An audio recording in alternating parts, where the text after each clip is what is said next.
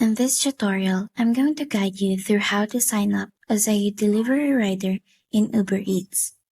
So first, visit the Uber Eats website or download the Uber Driver app from the App Store or Google Play Store.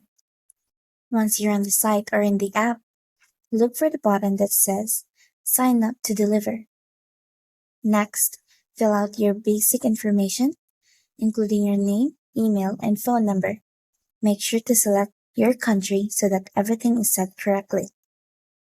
After that, you'll choose your delivery method. You can deliver by bike, scooter, or car, depending on your preference and what you have available. Now it's time to upload some necessary documents. If you're delivering by bike, you'll just need your ID. If you're using a car, make sure to upload your driver's license and proof of vehicle insurance and registration.